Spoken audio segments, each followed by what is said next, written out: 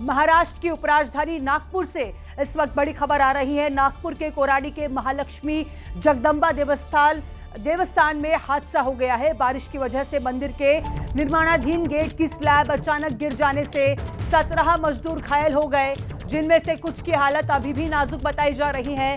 सभी घायलों को तुरंत अस्पताल पहुंचाया गया है। स्थानीय पुलिस, फायर ब्रिगेड और आसपास के लोगों ने फौरन राहत और बचाव कार्य शुरू कर दिया। नेशनल डिजास्टर रिस्पांस फोर्स की टीम भी मौके पर पहुंचकर बचाव कार्य में जुट गई। दरअसल हादसा उस वक्त हुआ जब मंदिर के दरवाजे का निर्माण कार्य चल रहा था। तभी स्लैब का एक हिस्सा ढह गया, जिससे स्लैब के ऊपर खड़े और नीचे काम कर रहे मजदूर घायल हो गए हैं। तो ये तस्वीरें आप देख सकते हैं, ये नागपुर की तस्वीरें हैं जहां पर मंदिर के निर्माणाधीन गेट का स्लैब गिर गया और कई मजदूर जो है वो घायल हो गए। कल रात की ये तस्वीरें हैं। तकरीबन 17 मजदूर घायल हो गए और मौके पर राहत का बचाव का काम जारी है। लगातार 17 मजदूर को अस्पताल में भर्ती कराया गया है और अब हालत जो है वो स्थिर बताई जा रही है।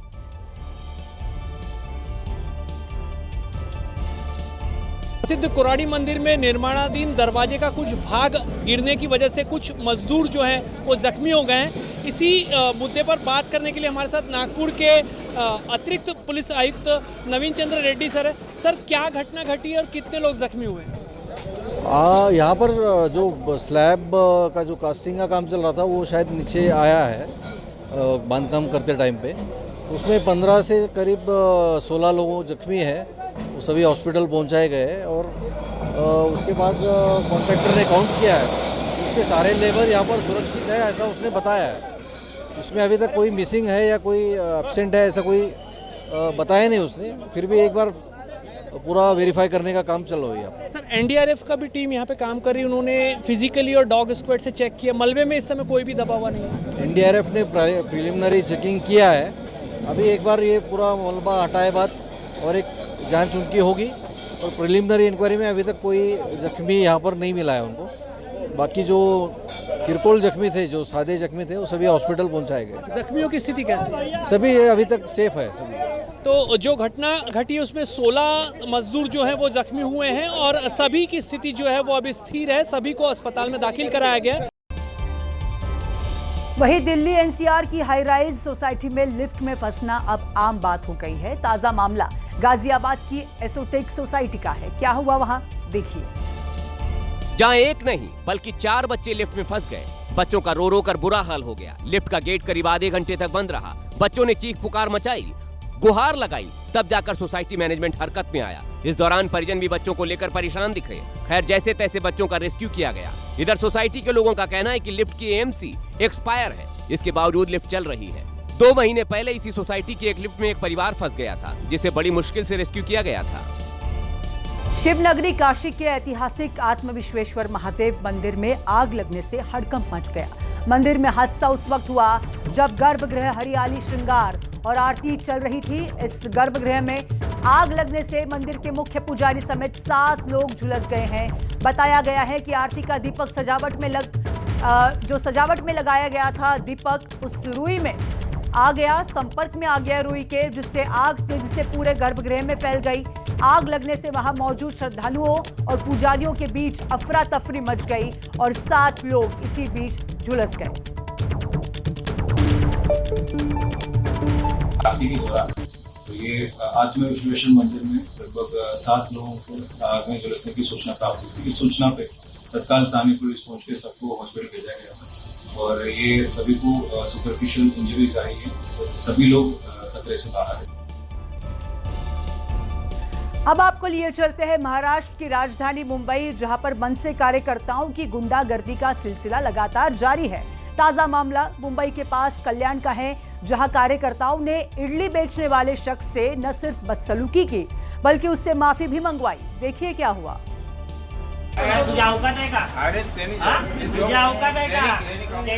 साथ ही उसकी दुकान बंद करने की धमकी दी। आरोप है कि दुकानदार का एक ऑडियो वायरल हो गया था, जिसमें वो मराठी लोगों के खिलाफ आपत्तिजनक भाषा का इस्तेमाल करता सुना गया। एमएनएस कार्यकर्ताओं ने दुकानदार का पता लगाया और वहां धावा बोल दिया।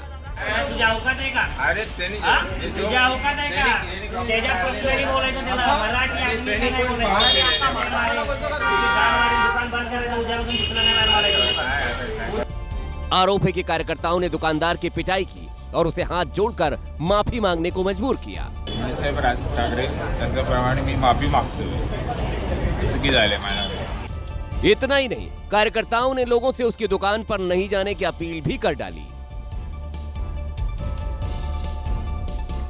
मध्य प्रदेश के देवास की हाट पिपलिया सीट से बीजेपी विधायक मनोज चौधरी के भतीजे का एक वीडियो अब सोशल मीडिया पर वायरल हो रहा है। वीडियो में विधायक का भतीजा हाथ में डंडा लेकर टोल कर्मियों को मारने की धमकी देता दिखाई दिया। विधायक के भतीजे ने हाथ में डंडा उठाया, टोल कर्मियों को गाली दी, फिर दूसरे टोल बूथ की ओर जाते हुए साइड में रखे रोड स्टॉपर को उठाकर टोल लेन में फेंक दिया, जिससे टोल लेन का रास्ता रुक गया। जिस पर लेन में लगे कार ड्राइवर ने हॉर्न दिया तो वो उसे ही धमकाने लगे। इसके बाद वो गाली देने लगा, जिस पर एक पुलिसकर्मी दौड़कर उसके पास डंडा छीनने की कोशिश की।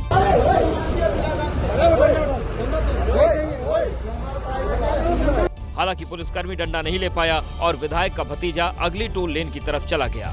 इस दौरान वो लगातार टोल कर्मियों को गाली देता रहा और किसी टोल कर्मी को बुलाने को कहता रहा।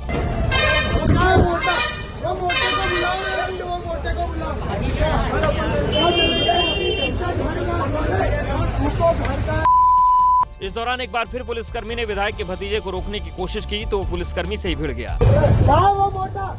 ये तस्वीरें देवास के भरोसा टोल की है, जहां करीब 1 घंटे तक विधायक का भतीजा इसी तरह हंगामा करता रहा, जिससे टोल पर तमाम गाड़ियां काफी देर तक फंसी रही। बावजूद इसके विधायक के भतीजे पर कोई कार्रवाई नहीं की गई। और इसी बीच हैदराबाद से एक बड़ी खबर आ रही है, जहां पर हैदराबाद में लगातार बारिश जारी है। जोरदार बारिश ने लोगों की मुश्किलों को बढ़ा दिया है। लगातार हो रही तेज बारिश की वजह से हैदराबाद के कई इलाकों में पानी भर गया है। सड़कें समंदर बन गई हैं। तस्वीरें आप देख सकते हैं। रंगारेड्डी, अब्दुल्लापुरम में बेगम बाजार में पानी का कब्जा नजर आ रहा है, जिसकी वजह से जाम जैसे हालात भी बन गए हैं। मौसम विभाग ने आज भी जोरदार बारिश की चेतावनी दी है। अगले 48 घंटे लगातार बारिश होगी हैदराबाद में। तो 3 तस्वीरें आप अपने टेलीविजन स्क्रीन पर इस समय देख रहे हैं, जहां पर हैदराबाद में भारी बारिश की पहली तस्वीर आप लगातार देख रहे हैं। सड़कों पर किस तरह से पानी भर गया है, तालाब में तब्दील हो गई हैं सड़कें। और तीसरी तस्वीर आप देखेंगे कि पानी में एम्बुलेंस को किस तरह से ढकेला जा रहा है, बंद पड़ गई है एम्बुलेंस। वहीं उत्तराखंड के रुद्रप्रयाग में केदारनाथ धाम को जोड़ने वाले जवाड़ी बाईपास पर उस वक्त अफरा तफरी मच गई जब पहाड़ का एक बड़ा टुकड़ा टूटकर नीचे आ गिरा। लैंडस्लाइड का अंदेशा होने पर बाईपास पर मौजूद ये युवक अभी दूसरे लोगों को अलर्ट कर ही रहा था कि पहाड़ का एक बड़ा हिस्सा टूटकर नीचे आ गिरा, जिससे बाईपास पर अफरा तफरी मच गई। वहीं मलबा आने से हाईवे बाईपास पूरी तरह से बंद हो गया। हालांकि गनीमत रही कि जिस जगह लैंडस्लाइड हुई वहाँ कोई व्यक्ति या फिर वाहन नहीं था, नहीं तो बड़ा हादसा हो सकता था। इधर जवाड़ी बाईपास पर लैंडस्लाइड होने से रुद्रप्रयाग शहर के अंदर जाम की समस्या बनती दिखाई दी। राजस्थान के जोधपुर से हैरान कर देने वाली तस्वीर सामने आई है। यहाँ एक महिला ने खरीदी गई ड्रेस डिफेक्टिव निकलने पर दुकानदार को बदलने को कहा, लेकिन दुकानदार ने ड्रेस नहीं बदली तो महिला ने ड्रेस में आग लगा दी। डिफेक्टिव ड्रेस बदलने पहुंची महिला ने बताया कि उसने 4 अगस्त को ड्रेस खरीदा था जो कि फिट नहीं था। 6100 का ड्रेस था, ठीक है, और मैंने बोला था मेरी बच्ची का ये लूज हो रहा है फिटिंग। उन्होंने उसमें क्लिप लगा के बाद में बंधन के लिए क्लिप लगा के मेरी बच्ची को बोला कि हाँ ये फिटिंग हो रहा है ड्रेस। महिला ने बताया फिट न होने पर उन्होंने दुकानदार के बताए गए बुटीक पर ड्रेस को ऑल्टर करने के लिए दिया, लेकिन बुटीक ने ड्रेस को फिट करने के बजाय और खराब कर दिया। बच्ची का मेजरमेंट भी दिया मैंने, और उन्होंने क्या फिर भी डिफेक्टिव रहा। उन्होंने बाद में मैंने कल बच्ची का ड्रेस घर पे लेके गई, बच्ची का ड्रेस घर पे चेक करवाया, लेकिन वो गला भी तिरछा जा रहा है। ऐसे में वो ड्रेस लेकर वापस दुकानदार के पास पहुंचे तो दुकानदार ने ड्रेस वापस लेने या फिर बदलने से इनकार कर दिया। दुकानदार के पास मैंने जिसके बाद महिला ने ड्रेस को शोरूम के सामने ही आग लगा दी, जिस पर शोरूम के आगे भीड़ जमा हो गई। इस दौरान महिला ने सभी से शोरूम से कोई खरीदारी न करने की अपील की। जब किसी की कार या मोटरसाइकिल खराब हो जाती है तो लोग क्या करते हैं, उसे धक्का लगाकर उसे किनारे लगाते हैं। कुछ ऐसी ही तस्वीर नजर आई महाराष्ट्र के बारामती में, लेकिन इस बार लोग कार या मोटरसाइकिल को धक्का नहीं लगा रहे हैं। देखिए क्या कर रहे हैं लोग। इस बार लोग रनवे पर एक छोटे विमान को धक्का लगाते नजर आए। कुछ लोग आगे से प्लेन के पंखों को धकेल रहे थे तो कुछ लोग पीछे से धक्का मार रहे थे। दरअसल ये red bird flight training centre का ट्रेनर एयरक्राफ्ट है, जिसका इस्तेमाल पायलटों की ट्रेनिंग के लिए होता है। ऐसी एक ट्रेनिंग के दौरान जैसे ही विमान ने उड़ान भरी, इसके लैंडिंग गियर में खराबी आ गई। गनीमत ये रही कि पायलट ने इसे सुरक्षित उतार लिया, जिसके बाद इस प्लेन को धक्का मारकर पार्किंग एरिया तक पहुंचाया गया। इस हादसे में पायलट पूरी तरह सुरक्षित है। वहीं झारखंड के चंडील रेलवे स्टेशन के पास एक बड़ी रेल दुर्घटना हो गई, जब दो मालगाड़ियां आपस में टकरा गई, जिससे कई डिब्बे पटरी से उतर गए। इस हादसे से रेल पटरी को भी भारी नुकसान पहुंचा है। तबाही के निशान बताने के लिए काफी हैं कि टक्कर कितनी जोरदार हुई होगी। चंडीला इलाके में एक मालगाड़ी के डिब्बे पटरी से उतर गए, तभी दूसरी ओर से आ रही मालगाड़ी की टक्कर उससे हो गई। बताया जा रहा है कि टक्कर की आवाज इतनी तेज थी कि इलाके के लोग सहम गए। हादसे में चालक दल के कुछ सदस्यों को हल्की चोटें आई हैं, जिन्हें नजदीकी अस्पताल में भर्ती कराया गया। हादसे के बाद अप और डाउन लाइन पर परिचालन ठप हो गया, जिसके बाद रेलवे को चांडिल टाटानगर और चांडिल बोकारो रूट की सभी यात्री और मालगाड़ियों का परिचालन रद्द करना पड़ा। रेलवे के उच्च अधिकारी घटनास्थल पर पहुंचे और हादसे की जांच शुरू हुई। किसी ने सोचा नहीं होगा कि बाढ़ की आपदा को भी कैसे कोई अवसर में बदल सकता है। सोनीपत के स्थानीय युवकों ने बाढ़ को व्यापार का साधन बना दिया और अच्छी खासी कमाई कर रहे हैं।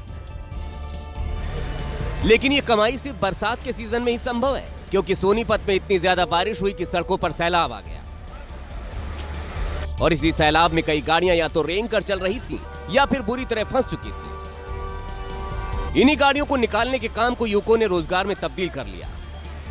जो गाड़ियां पानी में फंसी हुई हैं, उन्हें निकालने के लिए कार मालिकों से 500 से 1000 रुपए तक वसूले जा रहे हैं। 1000 से 500 क्यों? गाड़ी क्यों? मदद करते हैं गाड़ी वालों की, नहीं तो 2-3 हजार रुपए का खर्चा है सीधा। कितनी गाड़ी निकाल चुके हो? कम से कम भी 10 गाड़ी निकाल चुके हैं। वहीं पानी में फंसी गाड़ी निकालने के पैसे लेने पर शहरवासियों ने विरोध किया। लोगों का कहना है कि भारी बारिश के कारण वैसे ही लोग परेशान हैं और ऐसे में मानवता दिखानी चाहिए, न कि लोगों से पैसे लूटने चाहिए। वहीं महाराष्ट्र कर्नाटक सीमा से लगे बेलगाम जिले में भारी बारिश के बाद बाढ़ जैसे हालात बन गए हैं। कई गांवों का संपर्क जिला मुख्यालय से कट गया है। बारिश इतनी ज्यादा हो रही थी कि यल्लम्मा पहाड़ी को जोड़ने वाली मुख्य सड़क बारिश के पानी के तेज बहाव में बह गई। भारी बारिश का असर सौंदत्ती तालुका के प्रसिद्ध रेणुका मंदिर परिसर पर भी पड़ा। न केवल कई वाहन पानी में बह गए, बल्कि सड़क बंद होने से बड़ी संख्या में भक्त वहीं फंसे रह गए। मंदिर तक जाने वाला रास्ता बंद हो जाने से श्रद्धालुओं को भारी परेशानी का सामना करना पड़ा। 2 घंटे से ज्यादा समय तक हुई बारिश के चलते पूरे इलाके में पानी भर गया। यहां तक कि छोटे बड़े नदी नाले भी उफान पर हैं। मध्य प्रदेश के सागर में एक दर्दनाक हादसा हो गया। 5 दोस्त नहाने के लिए बेबस नदी में गए थे। उनमें से 4 युवकों की नदी में डूबने से मौत हो गई है।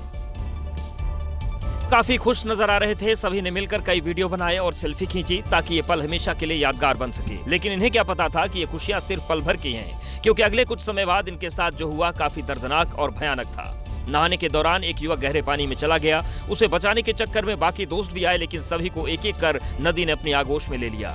इनमें से 4 लोगों की मौत हो गई, जबकि सिर्फ एक ही जिंदा बचा। युवकों की तलाश के लिए दिन भर रेस्क्यू ऑपरेशन चलाया गया। आखिरकार चारों के शव गोताखोरों ने बरामद किए। बिहार में एसआईआर पर संग्राम अभी भी जारी है। अब कांग्रेस के डिप्टी सीएम विजय सिन्हा के 2 वोटर कार्ड को लेकर सवाल उठाए गए हैं। कांग्रेस ने विजय सिन्हा के 2 वोटर कार्ड की तस्वीर जारी की है और इसी बीच चुनाव आयोग से हमला बोला है। तो देखिए, इस वक्त की एक बड़ी खबर हम आपको बता दें। बिहार में एसआईआर पर संग्राम लगातार जारी। कांग्रेस ने डिप्टी सीएम विजय सिन्हा के 2 वोटर कार्ड को लेकर कई सवाल उठाए, निशाना साधा। कांग्रेस ने विजय सिन्हा के 2 वोटर कार्ड की तस्वीर भी सोशल मीडिया पर पोस्ट की, जारी करते हुए कहा चुनाव आयोग पर हमला किया है। चुनाव आयोग से कई सवाल पूछे गए हैं कांग्रेस की ओर से।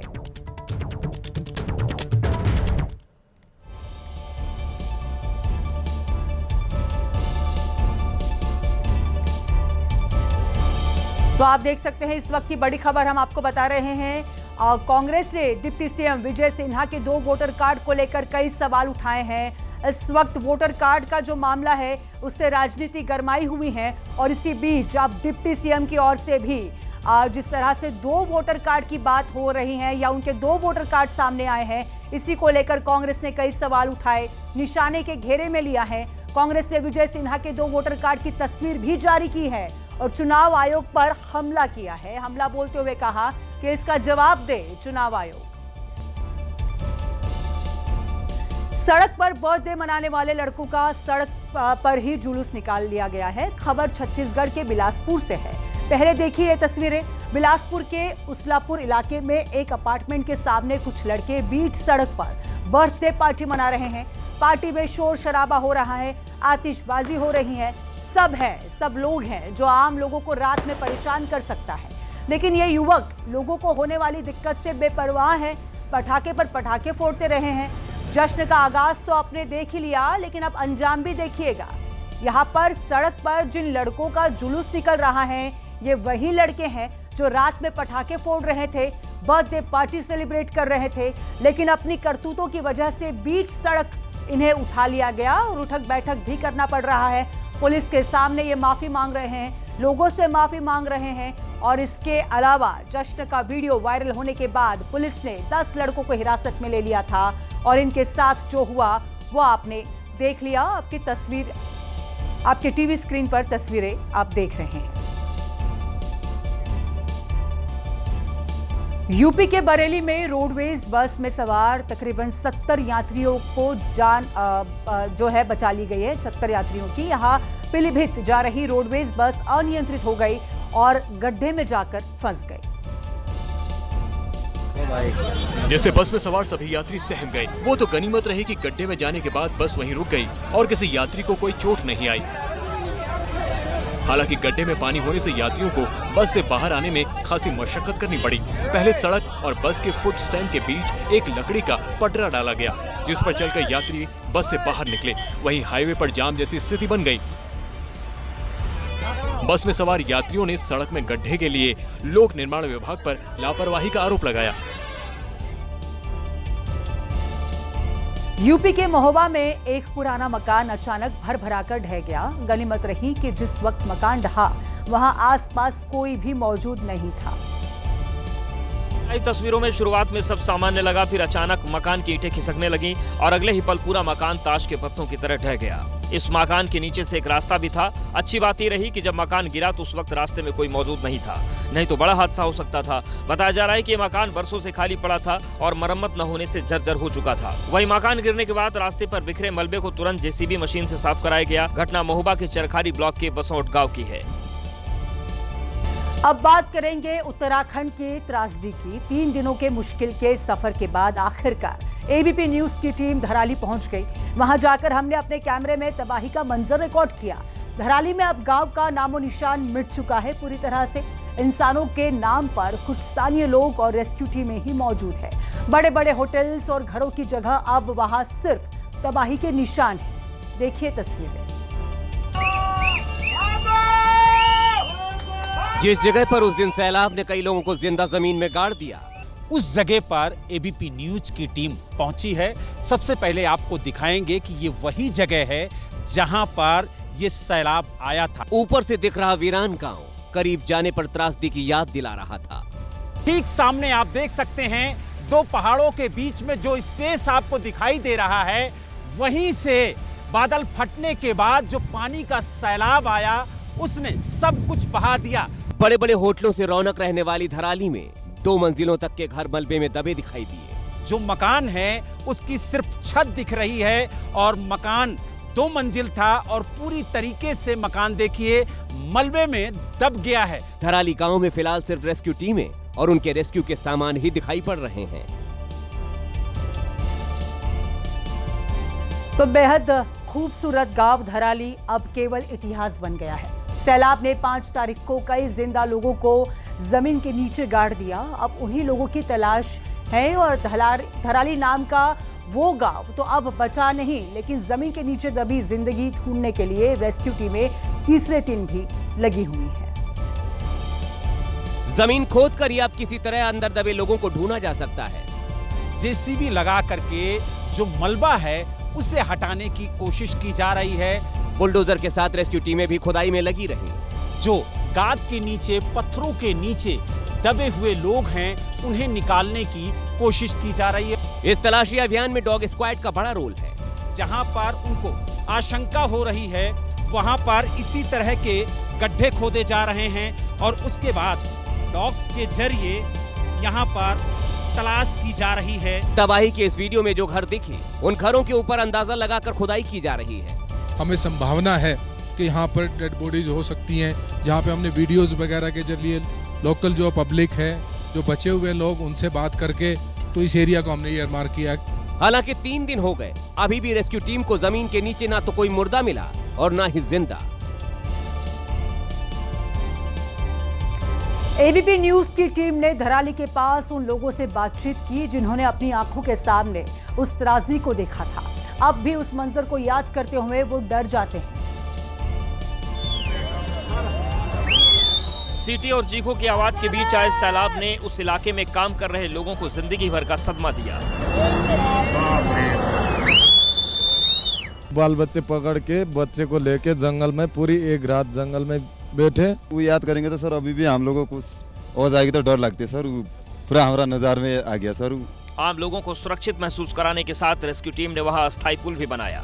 कि सेना के द्वारा आप देख सकते हैं यहाँ पर एक लकड़ी का पुल तैयार किया गया है ताकि इस पार से उस पार जाया जा सके। धराली और आसपास के इलाके में फिलहाल चुनौती सिर्फ मलबे के नीचे दबी जिंदगी की नहीं, बल्कि बाहर जो लोग बच गए उनके मन में उस दोपहर का डर निकालना भी जरूरी है। तो धराली गांव में इस वक्त कुछ बचा है तो वो बस पत्थर, पानी और मलबा। आपने अब तक देख ही लिया होगा कि उस रोज आए सैलाब ने धराली को किस तरह से नक्शे से मिटा दिया है। बड़े बड़े होटल और घर टूटने के बाद धराली की पहचान सिर्फ तबाही वाले गांव की ही रह गई है। उस तबाही से पहले और बाद की सैटेलाइट तस्वीरें भी अब सामने आई हैं।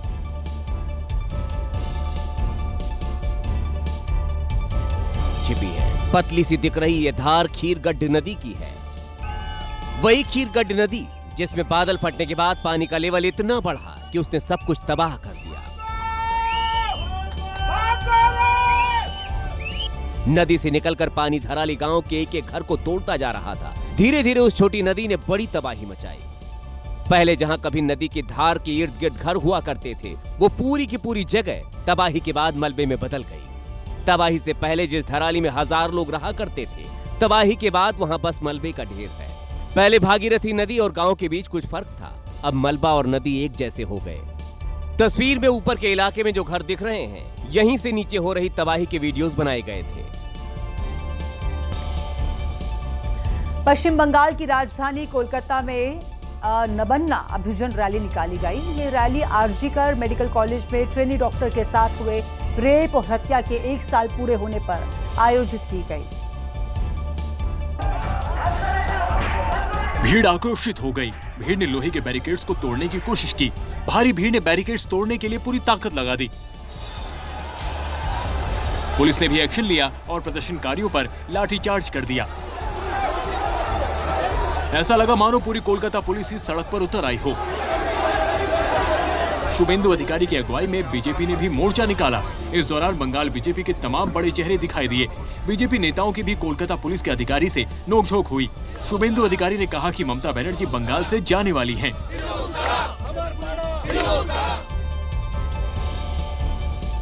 पहली बार कोई मालगाड़ी सामान लेकर कश्मीर घाटी पहुंची। इसी के साथ कश्मीर घाटी में लॉजिस्टिक और आर्थिक विकास के लिए अध्याय की शुरुआत हो गई है और कश्मीर से सीधे राष्ट्रीय माल ढुलाई नेटवर्क से जुड़ गया है।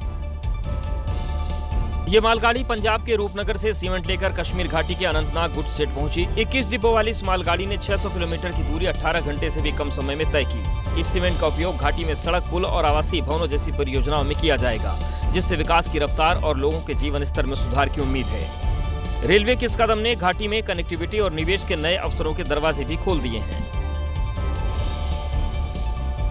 वहीं उत्तराखंड के धराली में आई आपदा पर समाजवादी पार्टी के नेता एसटी हसन ने बेतुका बयान दे दिया और आपदा को हिमाचल प्रदेश और उत्तराखंड में धर्म विशेष के खिलाफ बुलडोजर एक्शन से जोड़ दिया। एसटी हसन ने आपदा को ईश्वर का इंसाफ बताया और दावा किया कि हिमाचल प्रदेश और उत्तराखंड में दूसरे धर्मों का सम्मान नहीं हो रहा। इस दुनिया को चलाने वाला कोई और है और जब उसका इंसाफ होता है तो फिर वो आदमी कहीं से भी अपने को नहीं बचा पाता। वहीं बीजेपी ने एसटी हसन के इस बयान पर तल्ख प्रतिक्रिया दी। दुर्भाग्यपूर्ण है कि इस बात को भी वो मजहबी खांचे में देख करके लोगों के दुख को बढ़ाने का काम कर रहे हैं। इधर कांग्रेस सांसद सुखदेव भगत ने भी एसटी हसन के बयान को घृणित करार दिया। इस प्रकार के जिसे कहा जाए निम्न स्तरीय और निकृष्ट बयान की मैं निंदा करता हूँ। धराली आपदा पर एसटी हसन के बयान की चौतरफा निंदा हो रही है। हिमाचल प्रदेश के राज्यपाल शिव प्रताप शुक्ला ने एसटी हसन की भाषा को दूषित करार दिया। बावजूद एसटी हसन अपने बयान पर कायम है। एक और बयान में एसटी हसन ने कहा, बुलडोजर एक्शन की वजह से ऊपर वाले का रहम खत्म हो गया है। जम्मू कश्मीर के कुलगाम में 90 दिन भी आतंकियों के साथ मुठभेड़ लगातार जारी रही। इस बीच आतंकवादियों के साथ हुई भीषण मुठभेड़ में सेना के 2 जवान शहीद हो गए, जबकि 2 जवान घायल हो गए। इसके बाद सुरक्षा बलों ने आतंकियों की घेराबंदी तेज कर दी। कुलगाम के अकलवन क्षेत्र में चल रही मुठभेड़ घाटी में सबसे लंबे आतंकवाद विरोधी अभियानों में से एक है। इस इलाके में 1 अगस्त को 5 आतंकियों के छिपे होने की खबर मिली थी। इसके बाद जवानों ने इलाके की घेरेबंदी की और तलाशी अभियान शुरू किया, जो अब तक जारी है। सेना के अधिकारी 24 घंटे इन अभियानों पर नजर बनाए हुए हैं। साथ ही जंगलों में आतंकियों का पता लगाने के लिए ड्रोन और हेलीकॉप्टर्स की मदद ली जा रही है। वहीं दूसरी तरफ पुलिस ने किश्तवाड़ छोड़कर पाकिस्तान में रह रहे कई आतंकियों के घरों पर छापेमारी की। पुलिस ने एक साथ कई घरों पर धावा बोला और छानबीन की।